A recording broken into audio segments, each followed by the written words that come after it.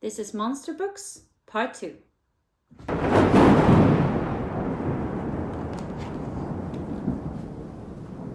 Alright, I got some new monster categories for you today. First of all, we're going to start in the unknown. The first book I want to recommend you is Annihilation by Jeff VanderMeer. This is truly the unknown. So we follow a biologist. We don't know anyone's names, they're just their titles. She's going on an expedition with a group of other people into Area X.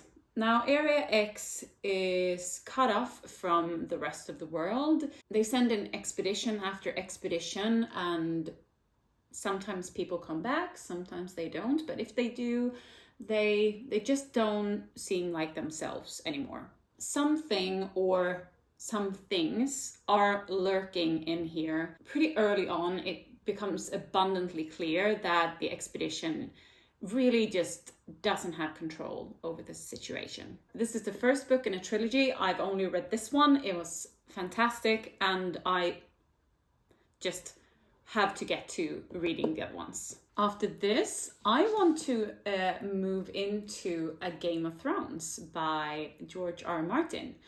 Now, I'm sorry for my very used copy. It has been used a lot, read a lot. And here we encounter monsters right in the prologue. What I really like about the creatures of this universe or this realm is that the people in the realm just doesn't seem to believe in them anymore, kind of like our relationship to folklore. And George R. R. Martin makes it clear for the reader straight away that these myths aren't really myths, you know?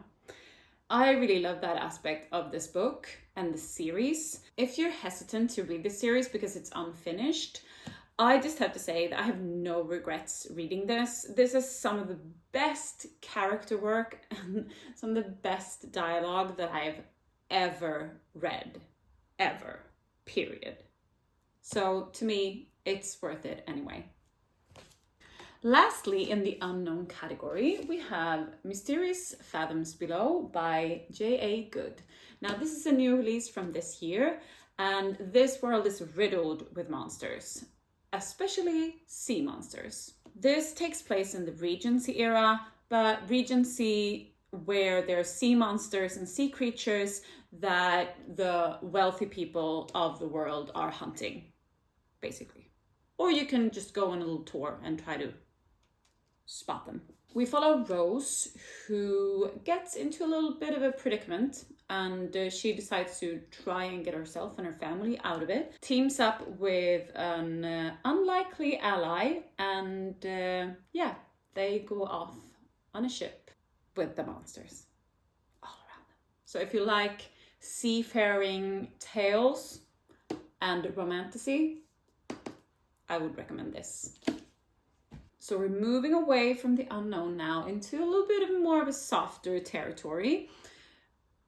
We're starting with middle grade, but this book is really a battle between good and evil, and it's The Brothers Lionheart by Astrid Lindgren. This book takes place in the world of Nangiala.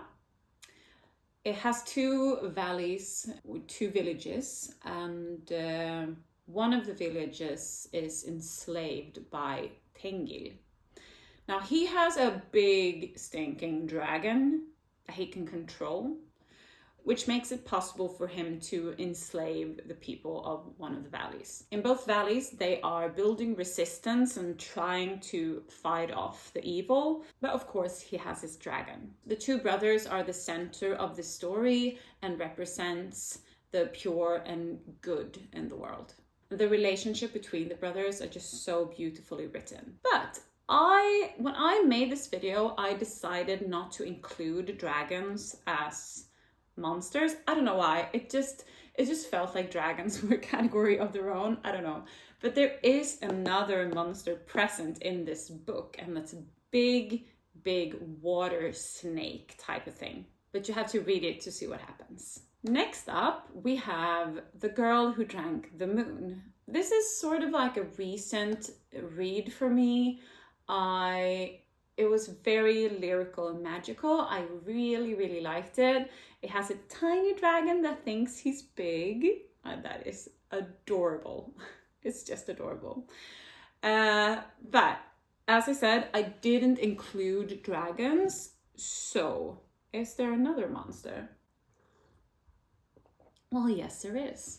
Actually, there's a very nice swamp monster who, I don't know, also seemed to maybe be the creator of the world. So what's it about then? Well, we have this village or this town where every year they offer a newborn child to the witch that lives in the bog or the forest. And they have to do this because otherwise the witch will do witchy things to them. But the witch is actually a very sweet lady who just doesn't understand why there's always this newborn baby in the clearing every year. And she takes care of the children and brings them to the free cities where they get adopted. But this time, something happens and the witch just doesn't seem to be able to let go of this particular child. Okay, that was the middle grade portion. And now we're going into newlyweds. Get it? It sounds like newlyweds, but it's reds. Yeah. So this is more of a cozy section, and we're going to start off with Bookshops and Bonedust by Travis Baldree.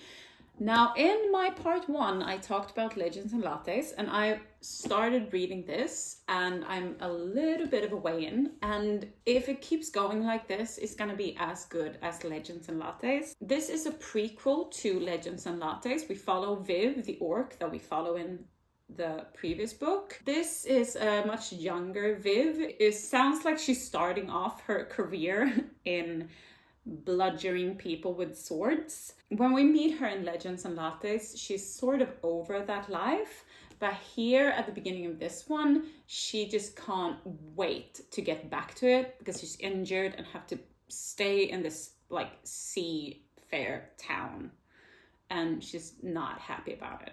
Super cozy vibe and very much high fantasy monsters.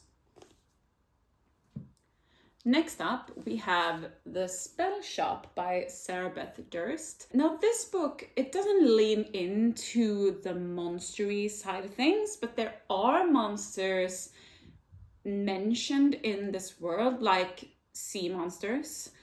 And it just elevates this high fantasy world that is also very cozy and magical and has like flying cats and, you know, centaurs in dresses. So the monsters in this one is pretty much like a backdrop, I would say, to what's going on in the story. Really, really lovely story about a librarian who just wants to save books from burning and end up on her home island.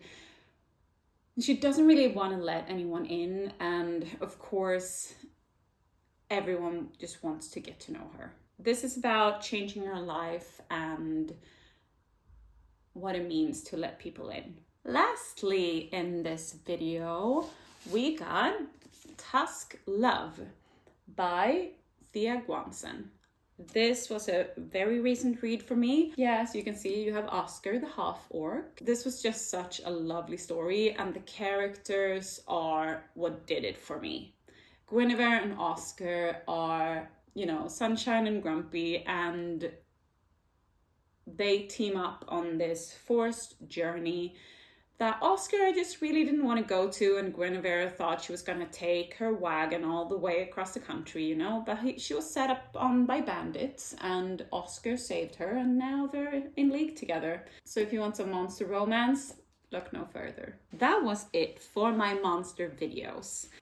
I've just had such a fun time digging out all of these monster books, and I realized that there are so many varieties of how to write monsters and how they feature in books. But isn't that just lovely that I can love a book that has these haunting creatures, and I can also have a book with an orc that I just can't help but love, you know? Yeah, that's books for you. Yeah, so let me know, do you have a certain monster category that you really like or are drawn to?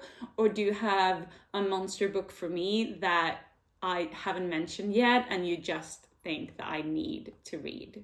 Let me know in the comments. And like and subscribe for more videos like this. I'll see you in the next one.